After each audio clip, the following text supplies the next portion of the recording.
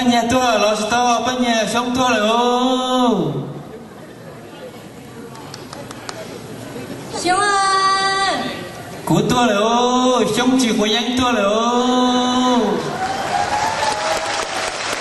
熊啊！今天不对哦。半夜，半夜，có多了对了。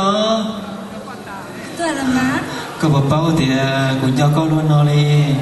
Cũng tin cho cây à nên thế mà. Cái lô như chỉ trong cái cô nên nó sửa và nó mà tuân chỉ có phần giờ của thế nào. Giờ mà. Ê, bao nhiêu có tuân thủ của nhau nên nó có chuyện trai chờ con nhà có gì chạy có lo. Không, cái thứ gì đó lần đấy là cũng nhà thế cũng gì cái những chỉ bao giờ cái lúc đi. Cho thì cũng lúc cả sự gì rồi mà. Có thể là tụ lúc của chập là sẽ bao nhiêu của sai thì chỉ nên nói chúng mình từ lúc của bảo con là bao nhiêu của sẽ của quay giang lò tàu lúc em về xưa của tôi chỉ quay giang nữa của nhà của chị xưa nữa. Cái bao là mà. Nhưng mà thải cái tờ nó là cái sự khó bây giờ. Của những lúc cây lên xem mà bao nhiêu của ta chờ phát kỳ nó là của chuyện gì nên thì của nhà bao nhiêu lên xưa.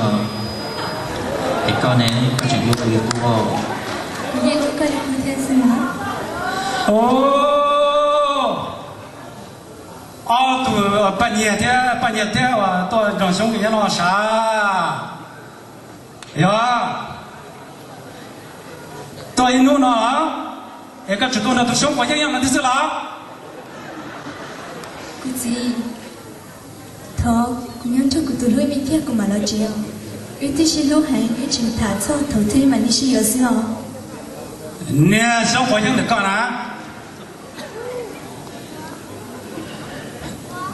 Lo, khói yang là của nhà tôi của chị khóa xưa, của tôi chỉ khói yang nữa, của lúc lúc bao nhiêu nữa.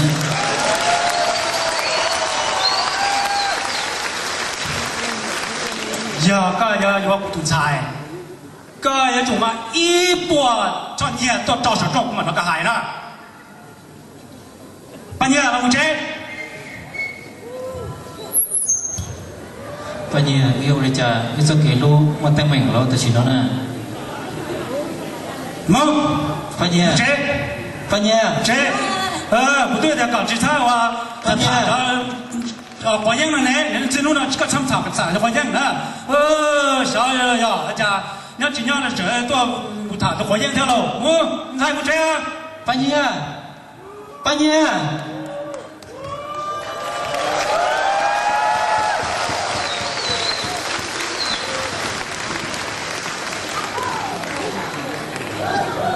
Chỉ nên nó chơi đi chờ lo, để chịu qua giang xưa rồi chờ vô.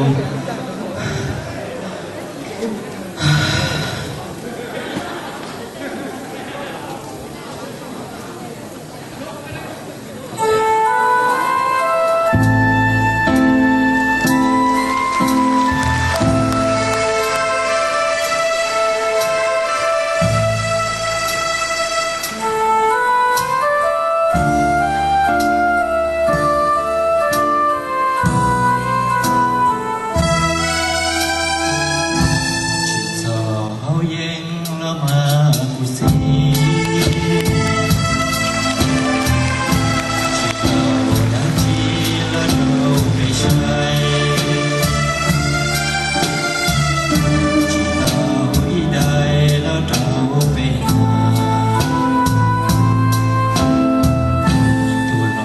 kênh Ghiền Mì Gõ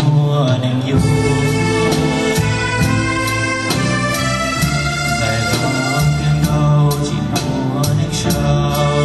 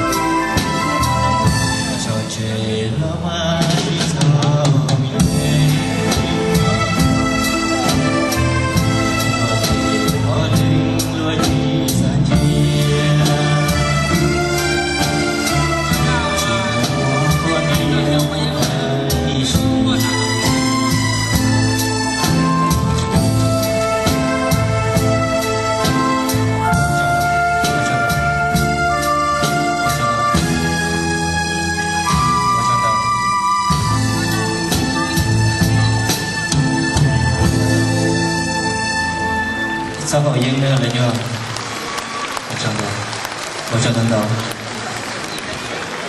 ở trong đó là nhiều tiền nhớ tao phải chọn phim đâu phụ lên thì lúa cho nó chỉ lúa con nhảy ra thì sắp là nhà đó có tôi sẽ đặt cái giấy nó ta chỉ cho rồi sẽ thắp rồi đó thôi à我三个我讲的，这个做些还有个热的菜了，这就有个热了，个拿过的过点。我怎么在那路口打的时候，让我们这样再高一点，只不过过一个路。他什么那都下到这样过到嘛，你到个，但是有些个都做那边菜了，这个有些个个。对了，东西。